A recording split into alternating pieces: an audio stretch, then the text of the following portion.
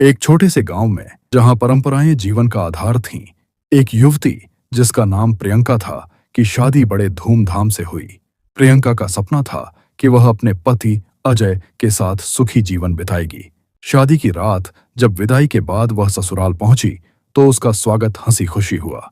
लेकिन रात ढलते ही उसकी सास ने उसे बुलाकर कहा, बेटी, आज तुम्हें अपने ससुर के साथ रात बितानी होगी।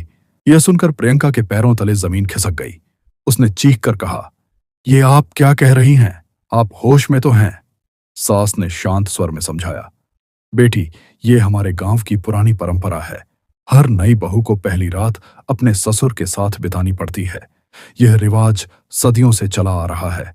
प्रियंका ने गुस्से और आंसुओं में अपने पति अजय से सवाल किया, आपने मुझे पहले क्यों नहीं बताया? अजय ने सिर झुकाकर कहा, मैं मजबूर था प्रियंका। गांव वालों का दबाव और परिवार की इज्जत के लिए मैं चुप रहा। प्रियंका का दिल टूट गया, लेकिन गांव वालों और परिवार के दबाव के आगे उसे झुकना पड़ा। आंसुओं को पीते हुए वह उस रात अपने ससुर के कमरे में गई। वहां उसने पूरी रात बेचैनी और डर में काटी। ससुर ने उसके साथ रात गुजारी और चुपचाप अपनी जगह पर लेटा रहा। फिर भी प्रियंका का मन इस घृणित परंपरा से विद्रोह कर रहा था। अगले दिन सुबह प्रियंका ने खाना नहीं खाया। उसका मन उदास और गुस्से से भरा था। उस रात उसने अपने पति अजय के साथ समय बिताया और अपनी शादी मनाई, लेकिन उसका मन अब भी उस रिवाज के खिलाफ बगावत कर रहा था। उसने अजय से कहा, मैं इस घिनौनी परंपरा को और नहीं मानूंगी। ये औरतों के साथ अन्याय है। अजय ने उसका साथ देने का वादा किया। प्रियंका ने हिम्मत जुटाई और गांव की पंचायत के सामने यह मुद्दा उठाया। शुरू में पंचायत के बुजुर्गों ने उसका विरोध किया, लेकिन प्रियंका ने डटकर अपनी बात रखी।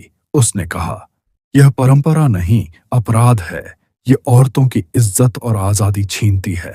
इसे बंद करना होगा। कुछ युवाओं और गांव की अन्य महिलाओं ने भी प्रियंका का समर्थन किया। कई बहसों और चर्चाओं के बाद पंचायत ने यह फैसला लिया कि यह परंपरा अब खत्म की जाएगी। प्रियंका की जीत हुई। प्रियंका ने अपने लिए नहीं, बल्कि आने वाली हर बहू के लिए एक नया रास्ता बनाया। अगर आपको यह कहानी पसंद आई हो तो लाइक और सब्सक्राइब जरूर करें।